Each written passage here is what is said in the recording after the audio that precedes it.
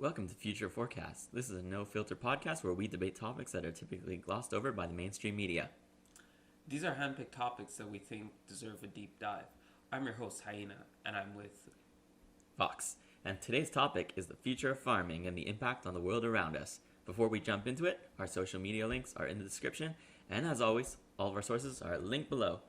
The points we bring up are our opinions, and unfortunately, due to the way the world works, we need to say that we are not bona fide experts, and our opinions do not constitute investment advice, so take everything we say with a grain of salt. Alright, let's jump into it. Alright, so we assume that our listeners are a little bit slightly savvy, but just in case, Hyena, from StatsCan, in 1921, agriculture was the single most common occupation, employing 1 million Canadians and accounting for 1/3 of all jobs.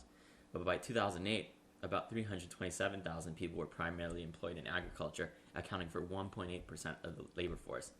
And GDP from agriculture in Canada is expected to be $49 billion by the end of this quarter, which is around 2% of the economy.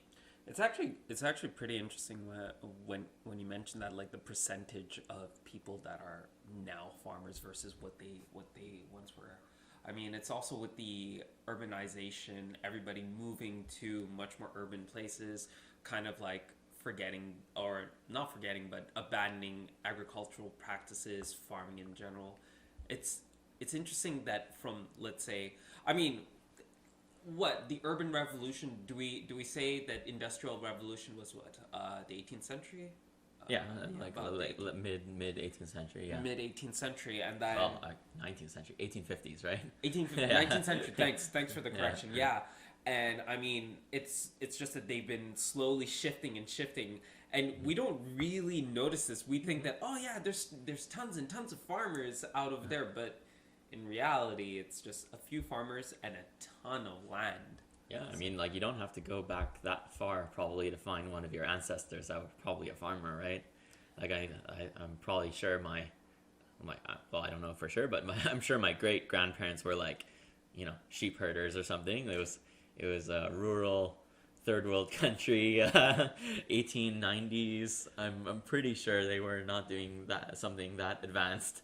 I mean, that's the same here. And I'm sure they were like picking out leaves or something. Hey, look, the British, they pretty much took over our country, right? It was the French, so yeah. So, yeah, it's just like the amount of like picking out leaves or picking out whatever tea. Yeah, I mean, and people. Yeah, most people would not actually be able to survive on their own anymore. You really rely on technology to kind of, get you through life these days.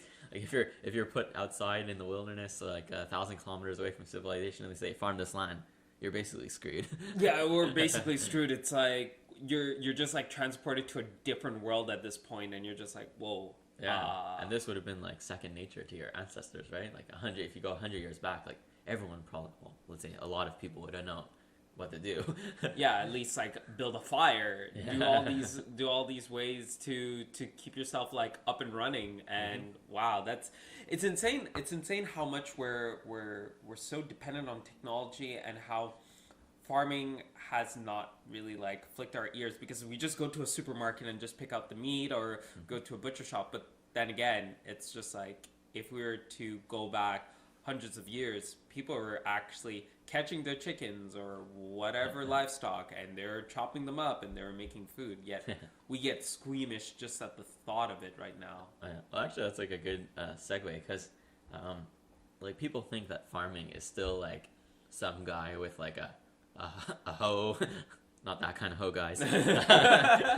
Like a farming hoe, like hitting the ground and like maybe going out with a watering can and dumping a bit of water on a few crops. But really, like, the amount of technology nowadays on a typical farm, well, in the West anyways, is like mind-boggling, right? It's basically like you're a small business owner that has like a few $1 million of mechanized equipment, specialized equipment, and at least a few million. Like just usually the farm alone is a few $1 million, like the land and the building, and then the tractors can run like $500,000. Like a tractor is usually more expensive than a Lamborghini. Actually, really, a Lamborghini, yeah, they started off as a tractor manufacturer. What? Yeah, so Lamborghini is a tractor manufacturer. Okay, I've learned something new today. Yeah, so just to let you know that, like, yeah, on a cost comparison, you're like buying Lamborghinis to go farm this field for you, or help you farm the field, and yeah, it's like owning like a fleet of Lamborghinis. So, But now think about that. Like, think about this audience. It's like they basically have the money to do this. It's Oh, yeah. it's just like the amount of revenue that they get from this it's staggering. And now like that pulls our perception of, yeah, farmers aren't really poor. They're actually ballers.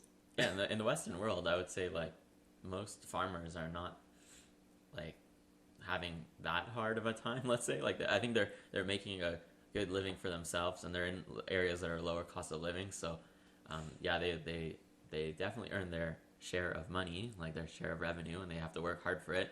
But they're not like like scraping by. Well, it's also they're not like going through servitude, or they don't have like some overlord like that's like pinching them for everything Yeah. that they. Well, that they kind of do. Like their margins are not that high. oh no. Yeah, margins are not that high because most of they get pinched by like the like supermarkets and stuff. Like if they want to be able cartels, there's like milk cartels and Really? like especially like in Canada, like each province has their own board to like sell the wheat board and the milk board and it's like really it's kind of slimy. That's why your like milk prices are like let's say like $2-3 a liter, and you go to the U.S. and it's like 1 gallon is like $1 $2. Well, I mean, speaking of which, you just brought up an interesting topic, because if I remember correctly, there's been an increased so the inflation rate for milk has gone up by like 5.1% or something like that. If I remember correctly.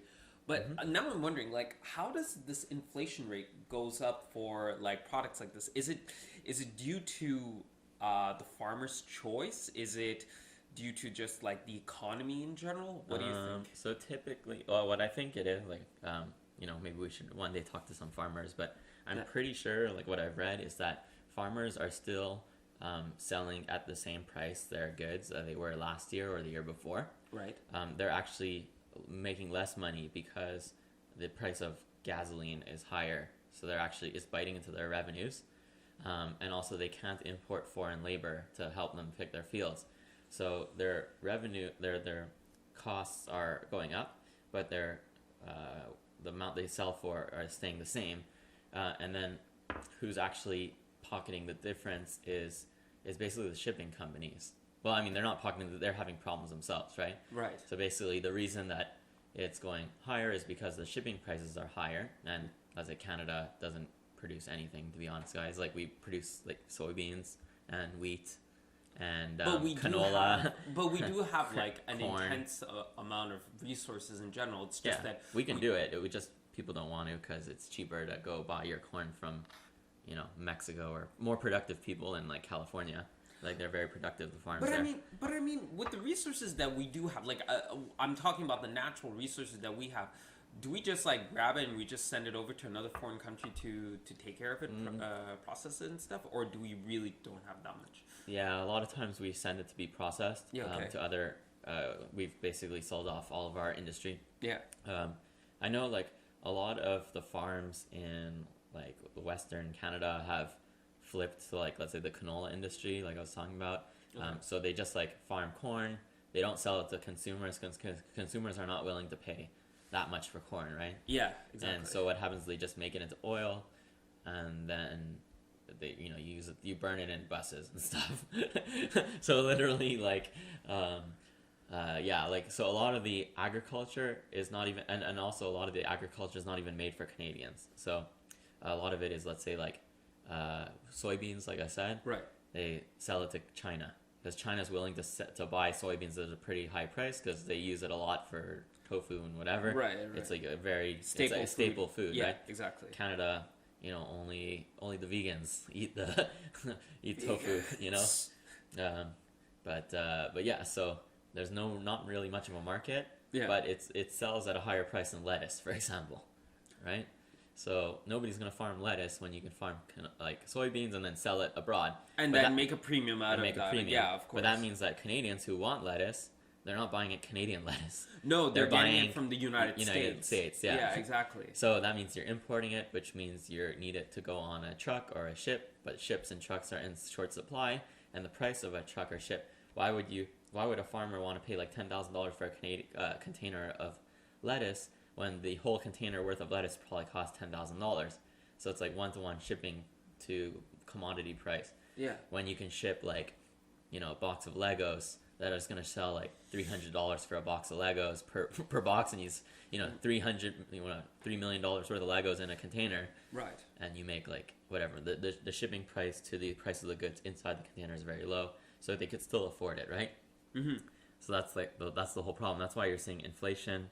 That's why I think you're seeing inflation. Anyways, I'm not an expert. Yeah, exactly. But I think a lot of it is due to one, the price of the shipping, which is like in short the supply, and also so the other side of it is that a lot of people are eating in more because they're just inside more often, so they're cooking more. So now suddenly a lot of the food you get in restaurants is actually like pretty like low quality, I want to say. Like they also, because they ship it in bulk, and also like when you're talking about industry, like let's say they'll use a lot of sauces, so you don't need to have like super nice goods like food. But let's say when you're at the supermarket, people are very picky. They look at each apple, each potato. But like but once it's in your like food, you don't notice if it was like slightly ugly, right? Exactly. That's the problem, is that they're actually throwing out a lot of the produce because it used to go to industry or restaurants, and suddenly now they have a shift to consumers, but consumers are very picky and they don't only want the best stuff. So all the crappier, let's say lower grade product, they just throw out, and they don't make as much money anymore. So that's why there's that aspect. And also, so now also let's say like Loblaws or Provigo or whatever probably had a division that would sell to restaurants. That's not doing as well. They need to recoup their costs on the residential portion. Right. And also, there's also like wage, like people don't want to work as much or for the same wage, especially at grocery stores. So now you're seeing they have to pay more in their labor costs to keep these employees. So these margins, like these little bits right here, they come into play. So they push it to the consumer basically. So it's really not the farmer making the money. It's really, it's basically the chain of command. Basically like the chains are basically a monopoly in Canada. At least there's only like Sobeys, Loblaws, or Provigo, whatever you want to call them, and that's about it really. There's like a few small ones, but like they own like 70-80% of the market, right? But I mean, but that's the thing. It's just like they're gonna charge more because they need to somehow make that profit. But then again, people, they're gonna still go and they can't go anywhere else, right? Yeah. Like if you think about it, like where do you go? You go to Adonis. You go to like for our non-Canadian viewers, guys, there's Adonis. it's like a Lebanese chain, but it's fairly Mediterranean, very small. It has maybe, I don't know, 20 stores maybe. Yeah, more Lados as well. More Lados. There's like a few smaller shops, but that's why I said like 70-80% of all the shopping is still done at these big chains. So there's IGA, Super C, but that's all the same brand, isn't it? Metro, IGA, Super C, Maxi, Loblaws.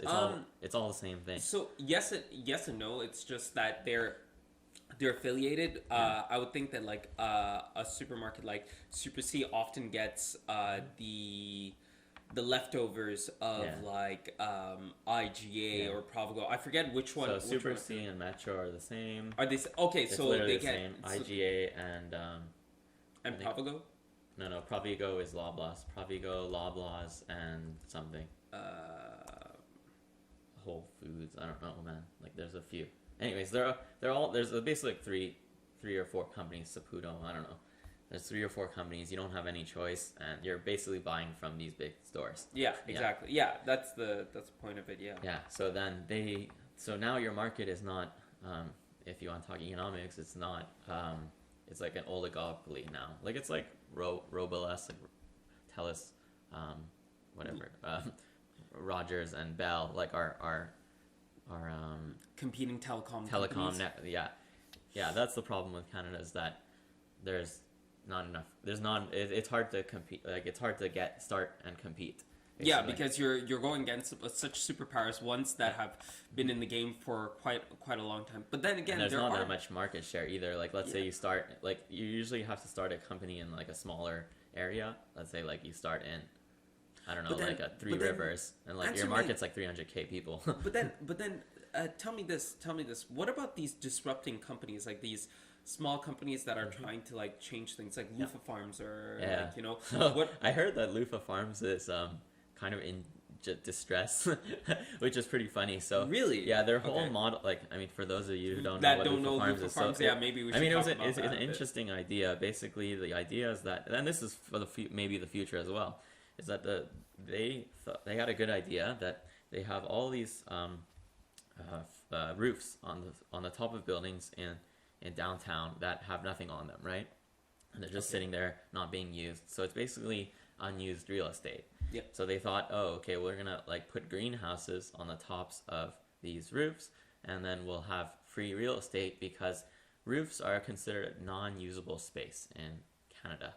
Oh, So they don't get taxed. Okay. Yeah, because it's non-usable, right? yeah. So they will put these greenhouses on these roofs and not get taxed on it, and they'll maybe rent them at very, very, very low prices because people can't really do anything with these roofs. Maybe they'll sell it at $1 a square foot when, As opposed to, let's say like a typical, let's say, warehouse would be, I don't know, well, it depends where in Canada you are, but let's say like $5 to $10 a square foot. okay, And then like an office would be, let's say, like around $30 to $50 a square foot, and then, you know, it could go higher depending on if you're downtown, whatever. So, you know, like downtown, like This downtown would be- Vancouver is like it would $100 be to $200 a interesting. square foot. it would be interesting to find out what the actual data is, or how much the cost is for Yeah. for this. But anyway, let's. I mean, I've looked at a lot of Oh, okay. industrial real estate in the past, and yeah, like let's say, so they're renting these roofs, let's say at like $1 a square foot instead of, you know, $5 to $10. Right. So they're 5 to 10 times cheaper than if you were to rent an actual greenhouse somewhere on the ground. So they their service was that they would, you know, sell small baskets of goods that were super fresh. They would be handpicked the night before, and they'd deliver to you if you were downtown the next morning, and you can order it through an app, and it's all is good. And but the problem with them is they only have like a certain amount of goods, I guess, because like, I mean, it's still pretty small scale at this point. And then so now the problem is that the city is like, hey, you guys, you're using this roof as usable space. We want to tax you on it. So suddenly their business model doesn't make sense anymore. And so now they're fighting with the city of Laval and stuff like that, primarily. And so basically, yeah, so now they're not profitable at that point. because of the transportation, it just comes down to transportation then. I think it's because they're like they weren't paying rent, and really, let's say it was very low rent. Yeah. Their workers are very expensive because they're in the city, downtown. They have to pay like downtown salaries. Yeah. They have to pay energy prices that are commercial rate instead of like industrial or lower. Like usually when you're agriculture, you actually pay a lower rate of electricity because it's kind of subsidized by Hydro-Quebec. Okay. And say in this province. And then so there's like a whole bunch of things that they're actually like not optimizing anymore. Well, that's the thing, because as you were mentioning, they have their their operations set up on a roof, so that means that it's going down as not industrial costs, right? It's Yeah. all so that's insane. But then again, didn't they think about this like? Yeah, they did. It's like a gray area. Oh, Yeah, okay. it's a gray area. Now the city says no, it's our money. It's always about money, guys. Damn it. But yeah, but I mean, it was a good idea, and I do think that's a good segue. I do think the future of farming is going to be vertical. So vertical means that doesn't necessarily mean it's up, but it means it's in a building inside, and like the advantage is, it's like climate controlled. You can control from dust and microbes and the pests. You can prevent A lot of like impurities in mice general. and like mice, locusts, whatever. Like so you prevent impurities, and therefore and you can prevent like pollen from getting in, so you can prevent weeds, you can prevent rodents, you can Because prevent... it's much more of a controlled area. It's super controlled, yeah. Super It's a controlled, clean, of course. they're actually pretty cool. Like Yeah. I've been in one, and it's like a Oh, yeah? clean room. Yeah, you have to get in a clean suit, and like you know the gown, the full gown, and you have to be like sprayed down, and because they need to make sure you don't like you know introduce bacteria or anything any to new these types plants. of So, bacteria. but the thing is that it's good because you don't have to use any pesticides. You don't need to worry about you know like whatever droppings from animals on the plants. So it's like you don't have to clean them as much. You can control like the sunlight. It grows at all hours of the day because it's indoors, and you're basically like with UV lights like onto the plants. But so- but in a way, it's just kind of like you're genetically growing it, right? Like, do they give them rest days? Yeah, there is rest. Like, so Okay. they make sure because they found that well, I don't know the study here, but I'm pretty sure they found that like plants actually grow faster if you give them like a natural like solar cycle. So they actually lower down the lights at night in those like they have big control systems Yep. for all the lighting, and it's like each plant is like getting its own amount of light that is fine tuned to like where it typically grows in the world. Mm-hmm. So yeah, it's all controlled. There's like little mist sprays and it's controlled like there's temperature like probes in the soil, or sometimes there's no soil at all. It's like hydroponics. Right, hydroponics. So they just have like water passing through channels, and the roots are in these channels, and basically, yeah, it's like it's pretty. It's really technologically advanced. Yeah. Everything's digital. Everything's monitored, and that way they get like the perfect. I can show YouTube videos later, but it's like they get like perfect cabbages like every single time, and there's like rows and rows of everything you want, and there's like tomatoes growing like vertically on vines, and But this is basically the future. Then this is the I would idea. say- Well, I mean, also I think you might know also in Singapore they're doing something similar to this, right? They have a Yeah. huge operation. I forget exactly where, but it's vertical farming. Yeah. Well, it makes sense because let's say like especially in Singapore, right, where there's no farmland available. Every square inch of that like micro state is basically taken up. Yeah. So if you want food security, you have to get the land, make the land. So either you dredge out of the ocean and put it like somewhere the land, or you build up, and you know you can make a sizable amount of land in let's say land quote unquote by building upwards, right? Yes. Like 1 million square feet could just be, you know, like whatever 100 floors of 10,000 square feet or whatever it is. Yeah. So, which is not that 10,000 square feet is not that big. It's like whatever, you know, A couple of 10 times this office we're sitting in. yeah, Let's say, exactly. right? Sure. Yeah, Let's just throw a number like that. 10 yeah. times our studio. Yeah. So and then stacked 100 times up. So, but 1 million square feet of land is that's like whatever, like it's around I want to say 25 acres. 25 acres of land. Something like Something that. like that. Like I think here, let me. How much tomatoes grow on 1 acre of land? I'm just Google searching, guys. So let's say if you have 5,000 plants on an acre of land, you can make 1,525 pound boxes of tomatoes per season. So if that's 1 acre, you say like, oh, that's 25 acres. So we're saying,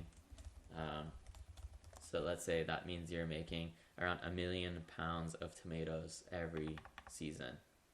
So I don't know how many pounds of tomatoes a person eats on average. I would say, let's say it's like 1 pound a week, something like that. So maybe you feed a million, I don't know, 1 million people weeks of tomatoes just from that one building, right? So I would say that's almost the entire supply for that city of tomatoes it would be this one big building. Yeah. If they use that many If tomatoes they, in yeah, Singapore. exactly. If they use that many. I have no idea. But yeah, like, you know, so it adds up, right? So you can do like, you know, back in the napkin calculations like this and say, hey, we need only like 10 buildings like this to feed our entire city, and maybe you can see a future where like, you know, every city has their own little like cluster of buildings that all feed all the people. And you that's reduce it. the amount of pollution to begin with. Yeah, because so that's the thing. Like Yeah. one of the advantages is the shipping costs are quite low because And you can also make sure, like, a lot of food, I think it's like something like 30 to 60% of food actually spoils during delivery. Exactly. Yeah. So if you cut out all that loss, you're gaining the efficiency. And then another thing is that the taste of the fruit sucks. Like, I don't know if you've ever been to your third world countries, but that's where the food is made. And when you have, let's say, a banana or a mango, it tastes completely different. Like, it's so much better, right? Like, I've been to a lot of countries that you have like a pineapple, like straight from the tree, or a coconut. Yeah. It doesn't taste like that in Canada or even US. And it's like, why is that? It's because they have to like pick it off the tree before it's ready at a young age, and it's actually going to ripen during transport. Yeah. And they're hoping that by the time it gets to you, it tastes okay. That's a huge gamble, but it's been working so far, and yeah, I mean, no one's the wiser, really. None the wiser. I mean, well, like other people that come to Canada, they have like even like French people coming to Canada. Yeah. They say, oh, this cheese sucks. These tomatoes suck. These grapes suck. And it's like, why is that? It's like France actually has a very strong agricultural industry. They also have a history of complaining and yeah, that's true. Frustrated Yeah. Just saying, no heat on you, no heat on you, y'all. But you set yourself up with like what 6 revolutions so far. Hey, I mean, they have like 3 times more vacation than we have. Oh my gosh. Yeah. So so all that to say is that and also like when you're vertical, it's easy to make to have robots operate. So they can put tracks that hang the robotic arms or robotic sensors that just move side to side. You don't have to worry about like turning or like whatever. It's controlled. It's like on a track. You don't have to worry about like the soil moving and then getting stuck in wet soil or whatever, these like weird environments, right? So it's easier to control this. And so yeah, there's a lot of advantages. There's a lot of advantages, and you're basically taking you're taking into consideration that you're not bringing any pollutants. It's efficient. Mm-hmm. But now my question is that how's this going to affect these shipping companies? Is it that some of these shipping companies have a monopoly over this stuff, and like, is this going to disrupt them? Well, I mean, like nowadays we're shipping everything, right, with like Amazon and whatever. Yeah. So sure. I think they'll have enough business to find something else to ship. Okay. I don't know. So I'm not too worried with these guys. Okay, so it's not like it's gonna affect them. But how about the supermarkets and well, supermarkets, I don't think it'll affect them either, right? Because they still need to buy. This is really like lower level. This is more like the farmers. So farmers might have to move to the city and they're gonna have to update their skills. So instead of being someone who operates a tractor, or we can talk about that later, but like autonomous tractors and stuff. But maybe they'll have to be a guy that does like plant science or analyzes spreadsheets of growing data, or maybe has to calibrate the sensors on a robot that detects whether the fruit is ripe or not. So you're basically saying that this is kind of like the age of traditional farming, like the death of traditional farming, but rather it's not the death of farmers per se, but rather an evolution. It's just we won't be really focusing on the traditional plowing into the earth, kind of like harvesting your things, but rather this is all going to be in a couple of buildings, just tall buildings, and just I think any product that's like native to the place you live in. So let's say like Canada, like I don't know, iceberg lettuce probably grows pretty well. They're still gonna farm that because it's just so cheap. It naturally grows there. You don't have to do that much, and it's there, right? But let's say bananas that you have to ship. Anything you have to ship from out abroad. So anything you have to export, exactly. It doesn't make sense. Or not export, import. Yeah, import, exactly. Yeah. Anything you have to import probably doesn't make sense anymore. Yeah. And then anything that's susceptible to any of these like factors we talked about, like anything that's susceptible to drought or frost or pest, or anything you want to grow during the winter. Yeah. Like actually, there might be farms that only operate in the winter. Well, they grow all season, but they only harvest in the winter because they don't have to adhere to the regular schedules. So it might be that the regular farms compete in the summer, and then in winter everything's provided by the vertical farms that had a whole growing season during the summer to like bulk up their inventory. But now I'm wondering, like, back to a point that you were just mentioning, like the taste, the feeling, the feeling of having these fruits. Like, if we're gonna grow them locally in our area, let's say we're gonna grow bananas. Like, guys, anybody that's listening, it's just like I have no idea what I'm talking about. There's a big problem with bananas. Well, finish your point, but I'll go back to bananas. Yeah. Okay. Well, what I'm wondering is like, for places that are gonna create bananas and all these exotic fruits that we normally go and export them from countries, import them from countries. Sorry. What about their taste? Is it going to be completely? Is it going to be true to what we would normally get, like per se from a tree, rather like now it's being grown in a lab?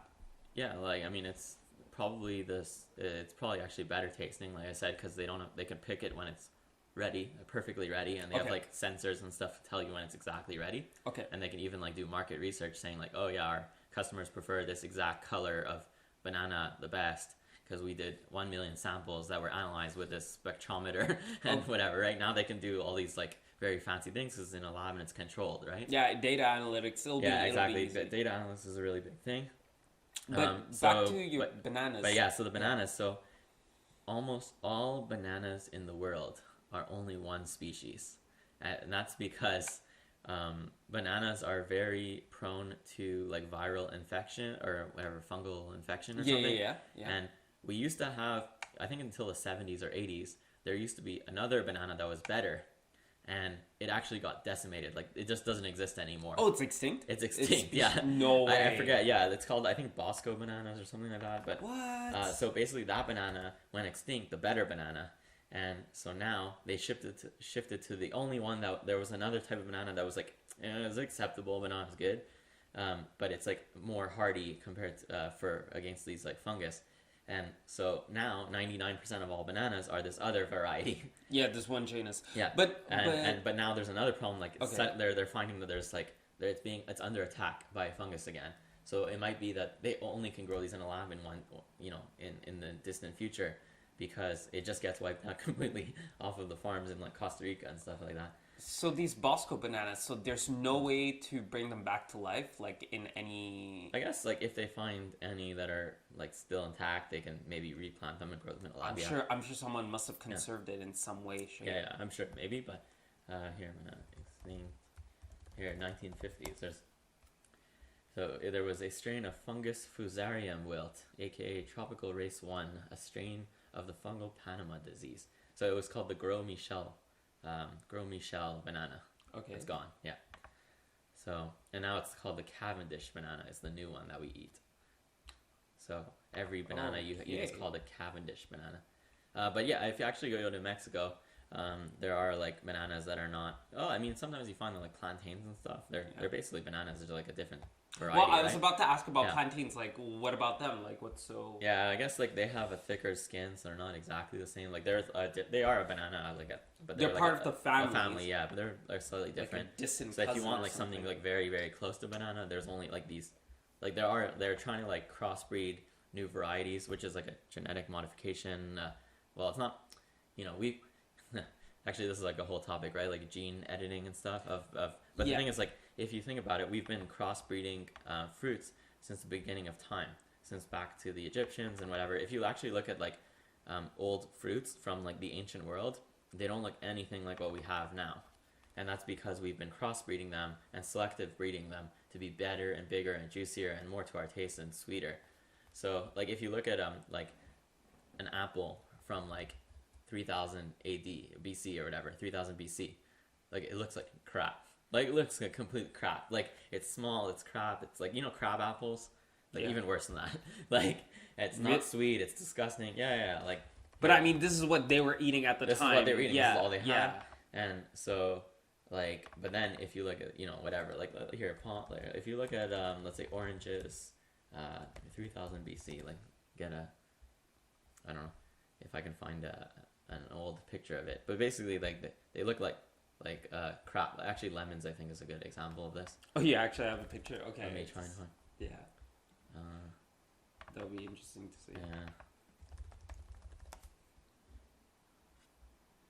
Yeah. Well, I mean, it's kind of like this, but I mean, it's even worse. Like it's like so. This is basically like this tiny. So basically, inside it's like tiny, tiny, tiny compared to what we have now. It's like ugly on the outside. It's like all shriveled up.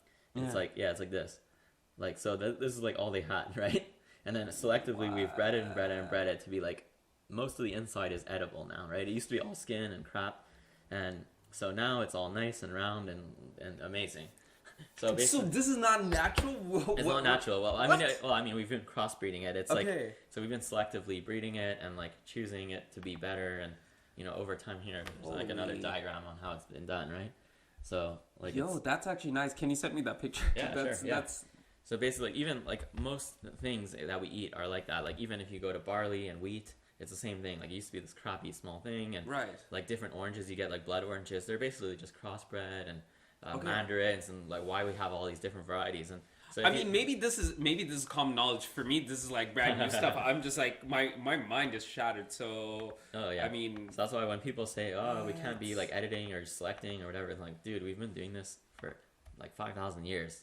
For the last, like, since the dawn of agriculture, it's been done. So it doesn't make sense to try and stop it. Now we can actually like edit genes where we're like literally going in and like inserting like properties that we want, which is new.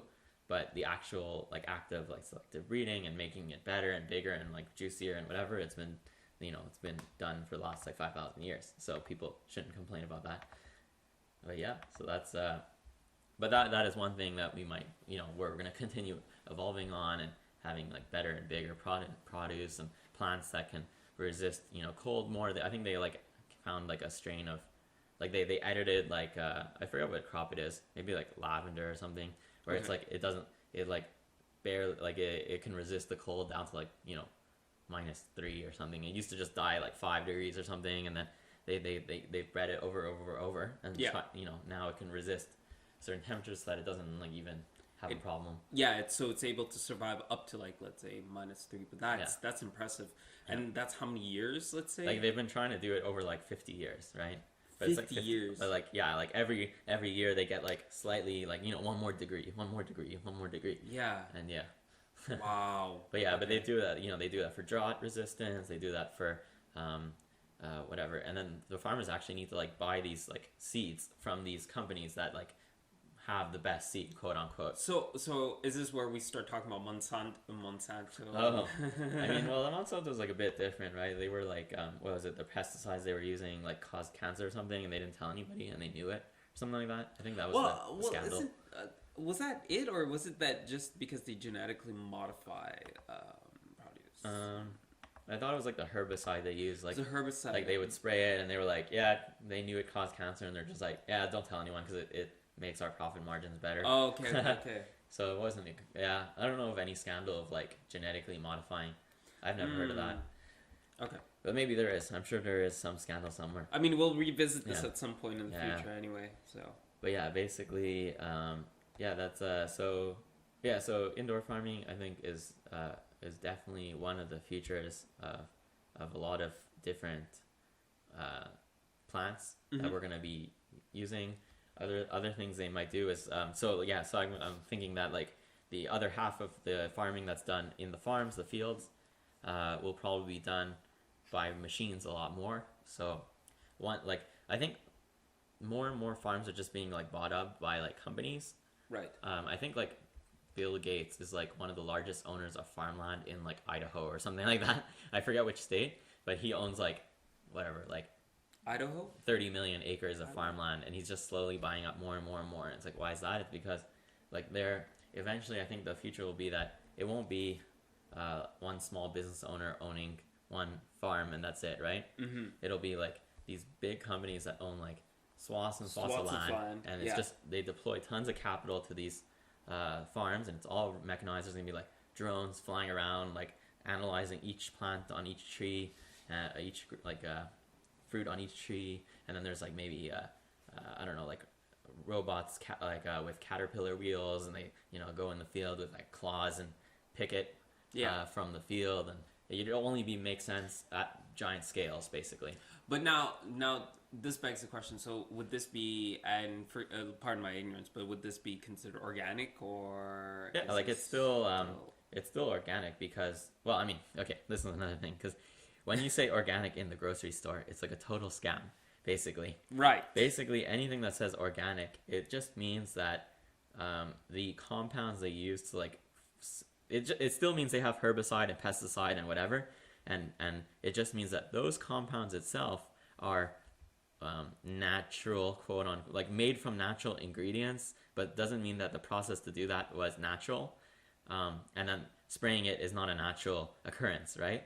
So the whole thing's a scam, organic food. So basically, they're paying premium. You're paying a premium for nothing of value. Actually, in most cases, it's actually worse for you.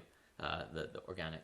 There's a study. There's been studies before. I'll try and find it and link it eventually. But there's studies done that they say that the organic food is actually worse for you because they have to substitute it for a lower grade pesticides because they need to, like, quote unquote, get like organic stuff, but it's actually ends up being worse for you, and sometimes even like causes cancer and all kinds of stuff.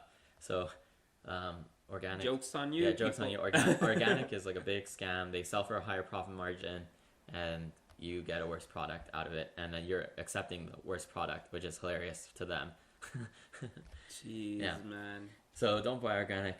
But yeah, so let's say this whole process is quote unquote organic because it's still growing in the ground with the same chemical compounds, nitrogen and whatever, phosphate, phosphorus, and it's just that the labor itself is done very meticulously, 24/7, autonomously by like a robot instead of a person who needs to be, in most cases, like imported from the third world because we don't want to pay enough for our food. And this can be done 24/7 at night, in bad weather, in the rain. Nobody cares.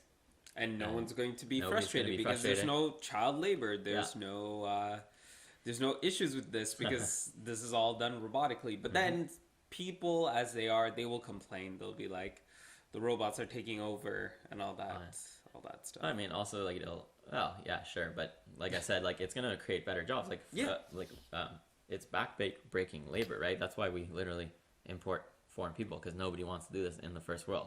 Nobody wants to be on a field in the hot summer day picking on a ladder that's gonna fall over and sprain your back or whatever. And it gives people an opportunity to learn new things. Yeah, and now they're gonna be coding. They're gonna be it's gonna be science. It's gonna be better. You sit in a chair all day and whatever. It's nice and cushy job for a lot of pay.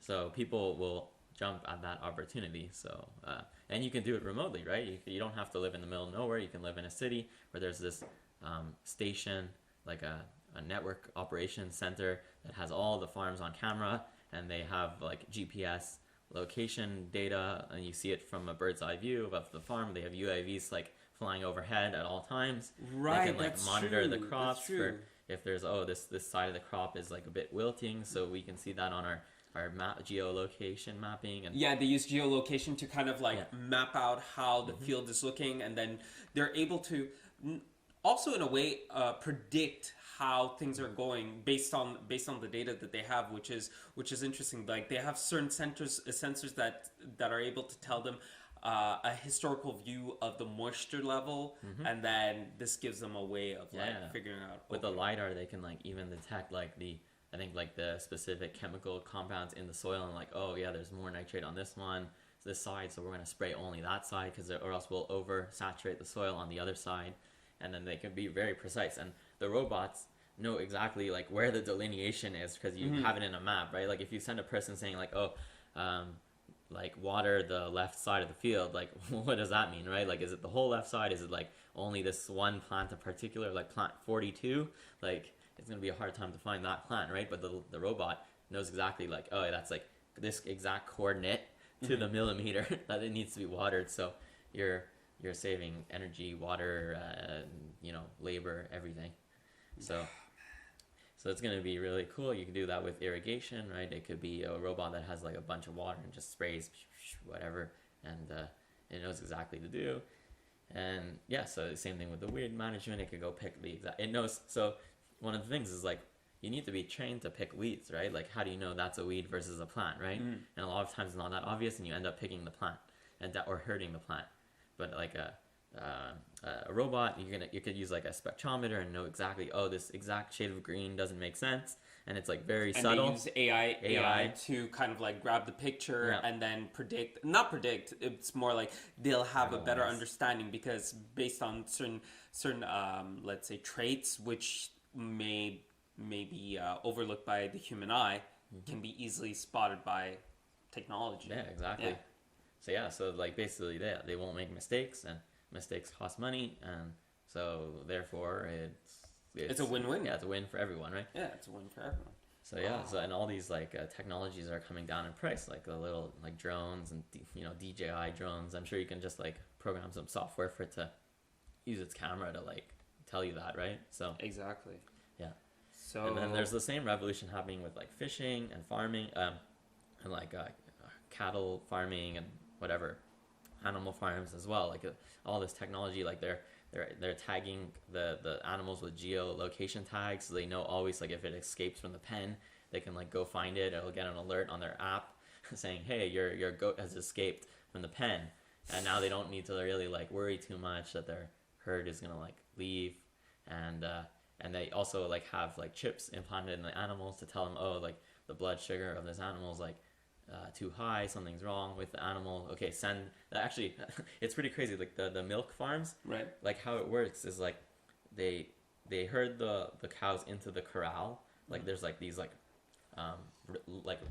raceways or laneways, and the cows know to walk through it, and they walk through, and they know there's the food at the end of the raceway, right? And they walk through and they got scanned, and then it actually like, oh, it knows this cow's sick, it like automatically toggles the raceway to like change the channel, and it like directs the cow to the next station where there's like the veterinary station, and if it's still good, so that way they don't infect the other cows, they don't get put with the other cows, they like segregate them, but it's all done automatically, right? Like it's scanned, they know, okay, we're gonna send that one to quarantine, and then this one's good, so this one's like ready to get milked, so it actually changes it to the third lane, and it's all automatic. So which company is this? Sorry. Oh, I don't know, like the exact company. I've seen it like this was like 10 years ago, so there must be a lot of companies that do that. But yeah, like just to say like the okay, milk so this farming has been going on. This has been going on for ages. So okay. The mechanization of farming has been probably going on for like at least, well, I mean, since the dawn of time, obviously, but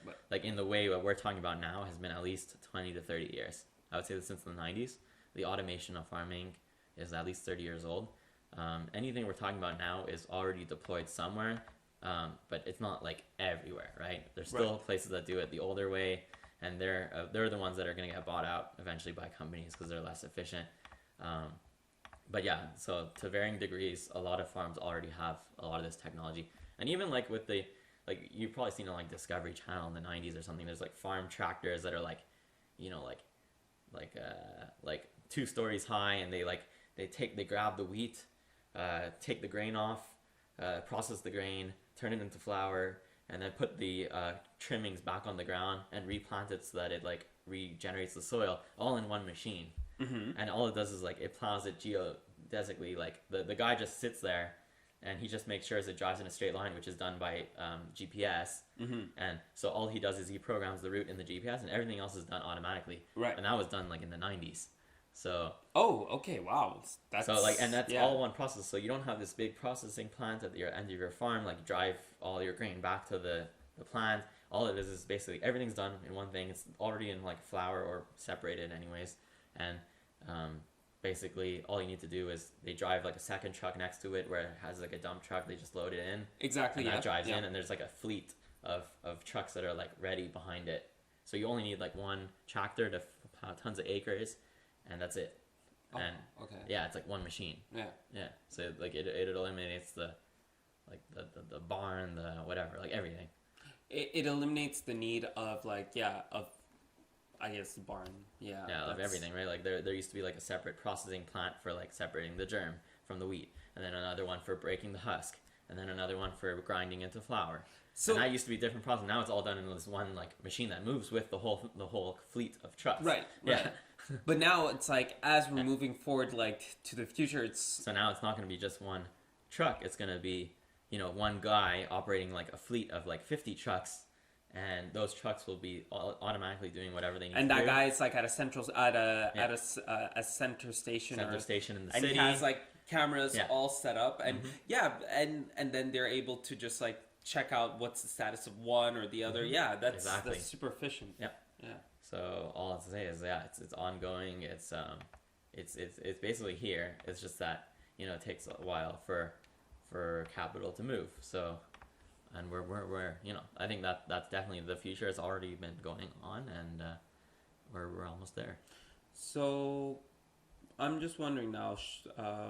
I mean, shall we just wrap up and then? Yeah, I think like we've it's kind of like a broad view. Yeah. But since it's already in progress, you can already see it. You can look up any YouTube videos you want and see what's going on. We're just saying that like in the future, this will be the majority of farms, and it'll be vastly more automated than you think. And now the most developments are in like machine vision and robotic like picking, and so AI, that's like the last frontier, is to like basically completely like cut out the labor. Basically, that's the last part. It's to really cut out the medium, like that, the just humans in general, and that's going to be an interesting shift, because there are people that are reluctant, but I mean they'll be given an opportunity to still maybe own the land, but just like they're gonna make money off their land, either doing way, almost like much less work than they used to, and they won't have, and people will have better prices at the grocery store, and it'll be better quality. But it would be interesting to talk to a farmer, like just to see what's their point of view, because I'm sure that they must have like different concerns that we didn't think about, right? Yeah, like I think their probably concern is probably like raising capital, probably things like that, where we're not really. It's more from the business side, I would say, and also probably the supply management, and being squeezed by these like big conglomerates, things like that. Yeah, but yeah, I don't know. It's a very exciting future, and we are looking forward to hearing your guys' thoughts in the comments. But for now, I think we'll end with that. And anything closing you want to say? Hey, honestly, this is a great time to just learn something new. So like I've learned quite a lot about farming, things that I probably didn't think about, because once again, we do take quite a lot of things for granted. It's not really something most of us really think about. So this has been a very interesting talk, just to think about like the little minute activities that happen that we don't really look at. So yeah, and if you want to know more, like I said, enter the comments. If you have questions, we will be happy to make a more in-depth topic on this. And like we said, invite a farmer or someone who's in the industry, and then we can really dive deep into the subject. But for now, thanks for tuning in. This is Fox, and this is Hyena. Thank you, and have a great day. See you.